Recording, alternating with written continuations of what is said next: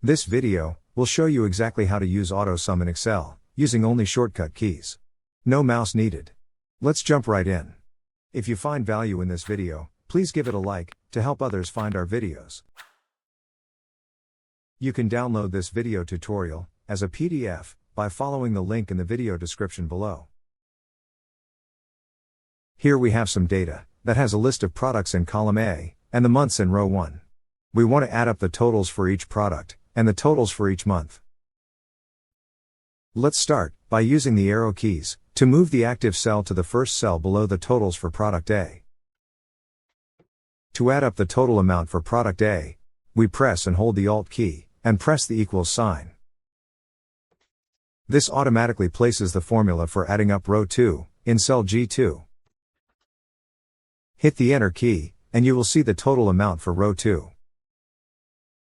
Let's quickly add up the remaining rows, by moving the active cell, back to cell G2. Press Ctrl plus C, to copy the formula.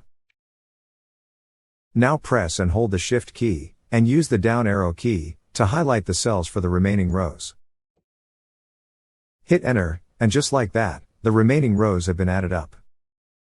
Now, to add up the columns, we use the arrow keys, to move the active cell, to an open cell in the column for January. Again, we press and hold the Alt key, and press the equals sign. This will place the formula, for adding up the column, in cell B7. Hit the Enter key, and you will see the total for column B. Let's add up the remaining columns, by moving the active cell, back to cell B7. Press Ctrl C, to copy the formula. And then press and hold the Shift key, and use the right arrow key, to highlight the cells for the remaining columns. Hit Enter, and the remaining columns have been added up. That's it for today's video. If you enjoyed today's video, please give it a thumbs up and subscribe so you don't miss any of our future videos. Thanks for watching and have a great day.